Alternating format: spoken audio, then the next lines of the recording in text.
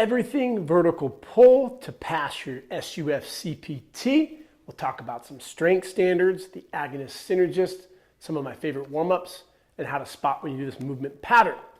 So let's start with the agonist. The humerus is overhead, concentrically in the frontal plane it's coming down, adduction. The elbow concentrically is going to be flexing, which would be your biceps brachii. You also have your brachialis, which is one of the strongest elbow flexors. And your scapula is going to be downwardly rotating, which is going to be your rhomboid major and minor. Master the 17 muscles for your SUF-CPT. You do not need to know the actions. That's more into level 2. It's a frontal plane of motion exercise. When you have a pronated grip, it's going to be a lot more of your lats. It's going to be easier when you have a neutral or supinated grip. It's a better line of pull for your biceps. So you're going to be in the sagittal plane with a chin up, frontal plane for the pull up. Start with the most regressed and then build upon that. Hunkettes, you should be able to do 3 chin ups. Bros and hunks, you should be able to do 10. These are the standards that we're going to challenge you with to constantly be working towards improving yourself. That's to help Nick, the L portion in my book, How to Become a Successful Personal Trainer. If I have a client that wants to focus more on their pulling, a simple warm-up is grabbing a band, putting your hands into it, pulling out, so horizontally abducting. Not through my traps. I'm going to be depressed, and then bring it back to your chest. And then really reach, and I like getting an arch in there because your thoracic region is really important. Getting some thoracic flexion, some thoracic extension, moving that spine, trying to check off those 10 checkpoints of human movement. Another warm-up that I like to do, it's a little unique. Remember, the lats die hard. D for depress the scapula. I for internal rotation. Extension. H, horizontally abduct. A, adduction. R, retract. And the last D is downwardly rotate the scapula. The lats originate on the pelvis, but they also go into the scapula, so they do play a role with that. So this stretch I like to do in the frontal plane is to pull the humerus really into extreme abduction and then come back. So you're just taking the lats to a really great full range of motion. It's a nice little warm-up. You could have your client get on one knee and you could just be holding it as the trainer. Get a good little stretch, pull it down, 5 to 10 reps per side. This is probably a warm-up variation you don't see very much, and you can even get fancy and go into like a pale-off, which is going to help get the scaps off the back, coming back in.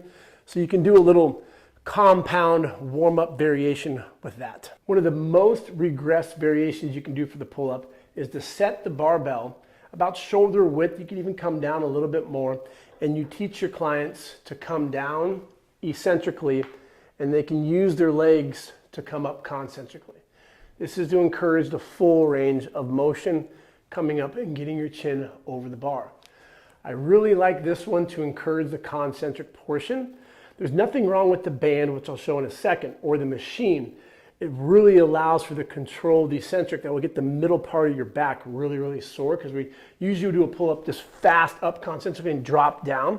So when you have that controlled eccentric, it induces a lot of soreness, that delayed onset muscle soreness. Doesn't mean that you're going to get jacked. It's just we don't typically control the eccentric with pull-ups. Watch guys in the gym, they don't go all the way up, they don't come all the way down, and they really rush through them. Own the movement. That's the movement competency portion. And then what I would do is progress into the eccentrics with a trainer, which we'll show in a second. But first, let's get into a banded pull-up. These are fine to do by yourself. I'm just a big fan of doing the trainer engaged eccentric ones, which we'll show in a second. Make sure that you get a good yank on this. It doesn't slap your client in the face. And for those that have the hairy legs, it can be kind of uncomfortable. So be mindful of that. You could put your foot in there. Just be careful about hyperextending it when you're pressing in there if you've never done it before. So with the band, if you had it a little lower, that would be optimal. You can use a step to get up there. Help your client out. So you would put your knee into the band, and then you're going to use this to bring you up. Control, nice and slow, all the way down, and then all the way up. Just really make sure to protect your client's face. We don't want this to, that's going to be a lawsuit, and you don't want that. Megan's going to show you how to do a pull-up by herself, because I'm always giving her crap. So show us, Megan. You see, you didn't get to see her eyes on that one. But she can pull all the way up. There you go. And how you would spot would just be right here. Ask before you touch your clients. The hanging position is usually the most difficult. All the way down, one more. And we're just helping, go, go, go, go, go, go. And nice, come down. Make sure that they have their foot there. Forced eccentrics are one of the best ways to conquer the concentric portion. This is one of the few exercises, as well as overhead pressing, as well as deadlifts, where you start in the concentric. So it's the most difficult. On a bench press, you have the momentum from the eccentric, and then you go into the concentric. With the pull-up, we start in a dead hang. If your client has any shoulder discomfort, you want to be mindful of that, but also be aware of their weight.